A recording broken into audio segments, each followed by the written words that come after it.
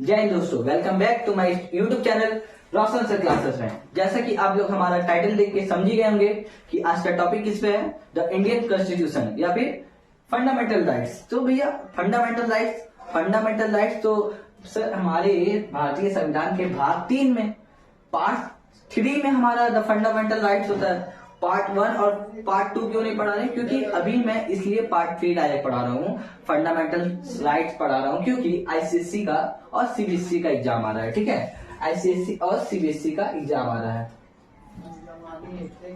और आईसीएससी के क्लास 9 में मैं एक बच्चे का टॉपिक देखा कि उसका एक सब्जेक्ट होता है सिविक्स, जिसमें ये फंडामेंटल राइट्स इंपॉर्टेंट होता है। उसमें उन लोग के एग्जाम से क्वेश्चन पूछता है। ठीक है, और ऐसे आप लोगों को जनरल नॉलेज भी होना चाहिए। फंडामेंटल राइट्स मतलब हमारा मूल अधिकार, हमारा अपना अधिकार, रहने का, खाने का, पीने का, बोलने का, चलने का, फिरने का, सुनने का। ठीक है, ये सारा हमारा पर्सनल अधिकार है, हमारा अधिकार है। तो हमें अपना अधिकार जानना चाहिए क्या है, कैसा है। ठीक है, तो सबसे पहला बात तो दोस्तों मैं आप लोगों को बताना चाहूंगा भारतीय संविधान, द इंडियन कॉन्स्टिट्यूशन। भारतीय संविधान जो था ये कब बना था, मतलब कब हमारे भारतीय संविधान को बनाया गया था, पूरे तरीके से बना दिया गया था।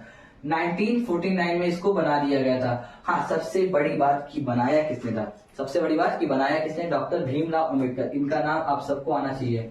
ठीक है, ये भारत के लिए भगवान समान है। आप जो इतने अच्छे भारत पे रह रहे हैं, आप लोगों को बहुत सारी चीजों का छूट है, बहुत सारी आप देख सकते हैं, दूसरे इस कंट्रीज से आप कंपेयर भी कर सकते हैं कि हमारा जो भारतीय संविधान है वो बहुतों के मुकाबले हमारा संविधान तो बहुत बढ़िया है। ठीक है, और सबसे पहली बात और दूसरी बात कि हमारा संविधान बना तो सर 1949 डॉक्टर भीमराव अम्बेडकर जी ने बनाया। ठीक है, लागू कब किया गया, पास कब हुआ हमारे भारत में? ठीक है, हमारे भारत का संविधान पास कब हुआ? 1950 में। कब सर, कब हुआ था? 1950 में जनवरी में हुआ था, 26 जनवरी को। ठीक है, 26 जनवरी को हुआ था, ये पास किया गया था, जिसमें हम लोग रिपब्लिक डे मनाते हैं। कौन सा डे मनाते हैं? रिपब्लिक डे मनाते हैं। ठीक है, रिपब्लिक डे किस लिए, बहुतों को ये भी नहीं पता होता है सर कि रिपब्लिक डे किस लिए मनाते हैं। ठीक है, कहानी बन जाती है कि बहुत सारी कहानी बन जाती है, लेकिन रिपब्लिक डे किस लिए मनाते हैं? क्योंकि हमारा भारत का खुद का संविधान इस समय लागू हुआ था। उससे पहले अंग्रेज रूल करते थे, उससे पहले मुगल लोग शासन किए, उससे पहले सल्तनत काल वाले शासन किए, उससे पहले बहुत सारे आए गए, युद्ध वगैरह हुआ। ठीक है, सल्तनत, मुगल, अंग्रेजों के बाद जाकर के हमारा भारत का अपना संविधान बना 1949 में। ठीक है, डॉक्टर भीमराव अम्बेडकर जी ने बनाया और लागू किया गया 26 जनवरी 1950 को, जिसमें हम लोग रिपब्लिक डे मनाते हैं। ठीक है, चलिए अब आइए the Indian constitution. Indian constitution आपका इसमें आता है एक अनुसूची, शेड्यूल कितना होता है सर? 12 होता है। शेड्यूल कितना होता है? 12। अनुच्छेद, आर्टिकल्स कितना होता है? आर्टिकल्स होता है आपका 395। आर्टिकल्स कितना होता है? 395। ठीक है, आपका भाग जो है पार्ट्स, ये हमारा जो इंडियन कॉन्स्टिट्यूशन है ये कितने पार्ट में डिवाइड होता है? 22 पार्ट में, 22 पार्ट्स में। ठीक है, ये 22 पार्ट्स में आपका हमारा इंडियन कॉन्स्टिट्यूशन डिवाइड होता है। ये मैं आपको बताऊंगा। हर एक पार्ट में कुछ आर्टिकल्स होते हैं। हमारा टोटल पार्ट्स का आर्टिकल्स मिला के टोटल आर्टिकल कितना होता है? 395 आर्टिकल्स है। ठीक है, 395 आर्टिकल्स में भी बहुत सारे ऐसे करके आर्टिकल्स जोड़े गए हुए हैं। ठीक है, अब पार्ट 3 में आता है हमारा। पार्ट 1 और पार्ट 2 आपको बताया था। मैं आपको बहुत अच्छे से द इंडियन कॉन्स्टिट्यूशन पढ़ाऊंगा अपने एक फाउंडेशन बैच में। ठीक है, आपको मिलेगा, आप लोग को उसकी चिंता करने की जरूरत नहीं है। मैं कंप्लीट इंडियन कॉन्स्टिट्यूशन वीडियो आप लोग प्रोवाइड करूंगा।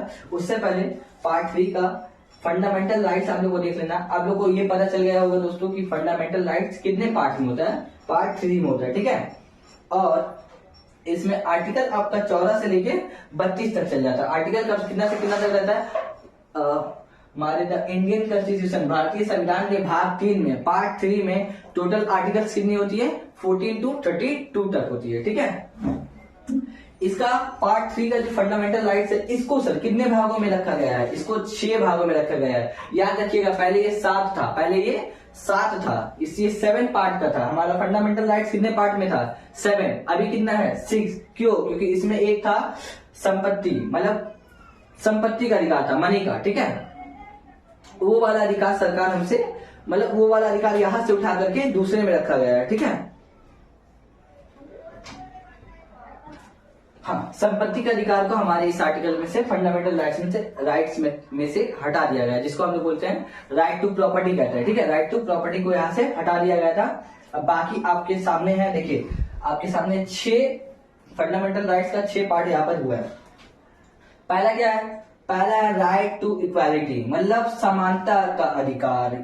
भैया ये बहुत इंपॉर्टेंट आर्टिकल्स है, राइट टू इक्वालिटी। हम लोग जितने लोग हैं, हम लोग आपस में किसी को ऊंचा बड़ा जाति पाति के नाम पे, पैसे के नाम पे, ये कभी भी सरकार हमें भेदभाव नहीं करती है, ना हमें खुद पे करना चाहिए। ठीक है, ये क्या होता है? राइट टू इक्वालिटी, मतलब सबको समानता के अधिकार पे मतलब नजर से देखना है, सब एक समान है। ठीक है, और ये समानता का अधिकार जो है right to equality, right to equality समानता का अधिकार, इसमें आर्टिकल कितने से कितने आता है? 14 से लेके 18 तक। कितना आता है जी? 14 से लेके 18 तक ये आर्टिकल आता है। ठीक है, इसको और अच्छे से कवर करेंगे हम लोग, हर एक आर्टिकल के बारे में पढ़ेंगे, हर एक पार्ट्स के बारे में पढ़ेंगे। ये फाउंडेशन बैच में आपको पढ़ाया जाएगा। ठीक है, अभी एग्जाम से रिलेटेड, ताकि आप मार्क्स उठा पाए, इसलिए मैं बता रहा हूँ।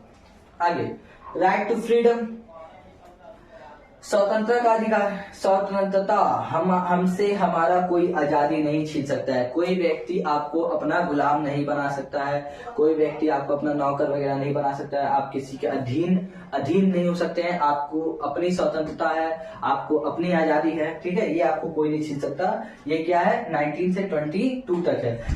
राइट टू फ्रीडम कितने से कितने तक रखा गया है? आर्टिकल्स 19 से लेकर 22 तक। ठीक है, हमारा बहुत इंपॉर्टेंट आर्टिकल है आर्टिकल 19। आर्टिकल 19 बहुत इंपॉर्टेंट है। क्यों? क्योंकि आर्टिकल 19 में हमें बोलने का अधिकार है, बोलने का अधिकार है, कहीं पर भी आने जाने का, रास्ते से आने जाने का अधिकार है, बोलने का, आने जाने का, कहीं पर प्रॉपर्टी खरीद सकते हैं आप, प्रॉपर्टी बेच सकते हैं, इन सब चीजों का अधिकार किसमें है? आर्टिकल 19 में। ठीक है, इसे आर्टिकल 19 को ही संविधान की रीढ़ का हड्डी भी कहा गया है।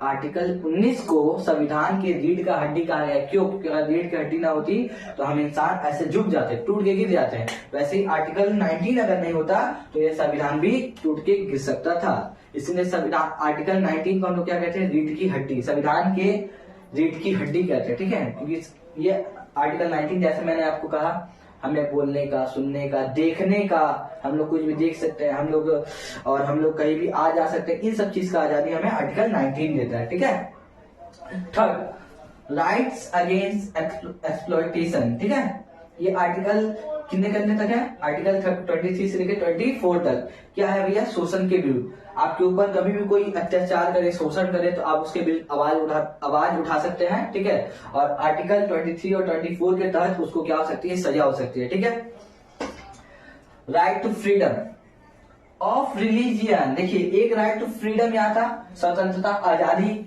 एक था राइट टू फ्रीडम रिलीजियन, धार्मिक, धर्म के ऊपर आपको क्या है? छूट है। आपके ऊपर आपका जो मन होगा आप उस धर्म को अपना सकते हैं। धर्म के ऊपर सरकार कोई हस्तक्षेप या कोई भी इंसान कोई हस्तक्षेप नहीं कर सकता। आपको जिस धर्म को अपनाना होगा आप उस धर्म को अपना सकते हैं, और आपको अपने धर्म का प्रचार करने का भी अधिकार है। ऐसा नहीं कि अब हमें धार्मिक अधिकार है तो हम दूसरे के धर्म को कुछ अपशब्द, बुरा कहें, ये गलत है, ये हमारे आर्टिकल के खिलाफ है। ठीक है, हम अपने धर्म का प्रचार कर सकते हैं, हम अपने धर्म के बारे में बता सकते हैं, और हम अपने धर्म को मान सकते हैं। बस इतना आर्टिकल, ये हमें स्वतंत्रता कौन देता है? आर्टिकल 25 से 28 तक। ठीक है, हम अपने धर्म, आप अपने धर्म का स्कूल खोल सकते हैं, उसमें पढ़ा सकते हैं धर्म के बारे में। ठीक है, आगे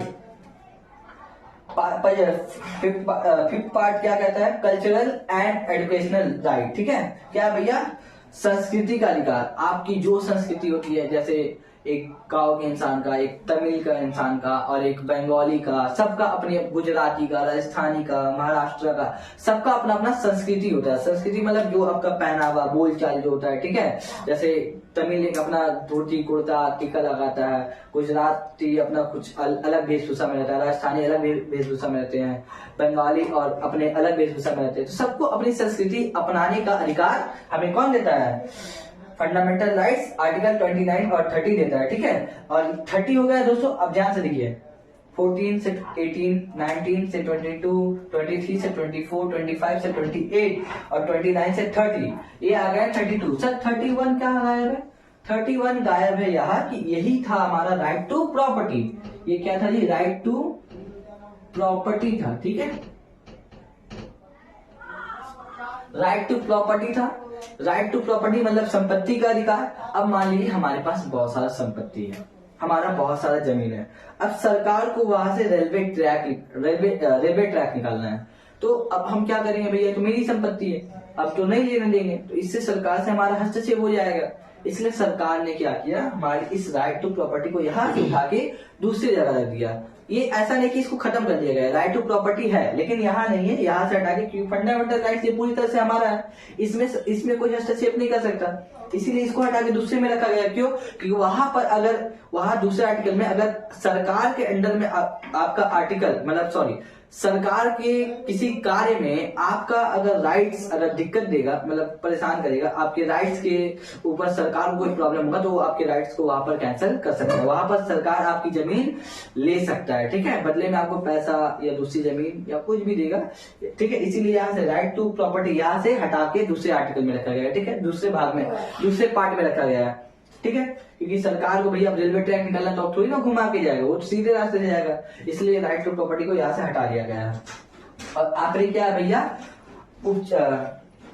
राइट टू कॉन्स्टिट्यूशन, ठीक है, उपचार। ये किसमें आपका आर्टिकल 32 में है। ये पूरा आपका क्या था जी, फंडामेंटल राइट्स। फंडामेंटल राइट फिर से कितने पार्ट्स में, 6, ठीक है। किसको हटा दिया गया, राइट टू प्रॉपर्टी को, ठीक है। पहला कौन सा था, राइट टू इक्वालिटी, दूसरा राइट टू फ्रीडम, तीसरा राइट्स अगेंस्ट एक्सप्लॉयटेशन, चौथा right to freedom of religion, पांचवा right cultural and educational right, छठवा राइट टू कॉन्स्टिट्यूशनल, ठीक है। हाँ, तो ये आपका पूरा, ये लास्ट क्या था, राइट टू कॉन्स्टिट्यूशनल आर्टिकल 32 में था। यहाँ पर आप लोग को एक चीज बताना चाहूंगा, कल्चर एंड एजुकेशनल जो था ना, यहाँ पर एक इंपॉर्टेंट लाइन में बता देता हूँ कि बच्चों को 6 साल की उम्र से लेकर 14 साल की उम्र तक पढ़ाने का अधिकार है। यदि कोई बच्चा पढ़ना चाहता है और उसके गार्जियन नहीं पढ़ाते हैं, ऐसा कि होता नहीं है, सबके गार्जियन चाहते हैं कि मेरा बच्चा पढ़े, ठीक है, लेकिन अगर उसका गार्जियन पढ़ाना चाहता है, बच्चा पढ़ना चाहता है और गार्जियन नहीं पढ़ा रहा है, तो अपने गार्जियन के खिलाफ केस कर सकता है। इस अनुच्छेद को, इस आर्टिकल को इस्तेमाल करके, cultural and educational rights, article 29 और 30 को यूज करके वो अपने गार्जियन के ऊपर भी केस कर सकता है। और इस समय बच्चों को पढ़ाने, सरकारी स्कूल में भी पढ़ाना फ्री माना जाता है, ठीक है, 6 से लेकर 14 साल की उम्र तक। ये था हमारा 5वां कल्चर एंड एजुकेशनल राइट, और ये हो गया राइट टू कॉन्स्टिट्यूशनल। यहाँ पर आपका पूरा फंडामेंटल राइट्स कंप्लीट। अब मैं आशा करता हूँ कि आप लोग अपना एग्जाम अच्छे से दीजिएगा और थोड़ा बहुत अपने बुक से रीडिंग करके रिवीजन कर लीजिएगा, ठीक है। थैंक यू दोस्तों।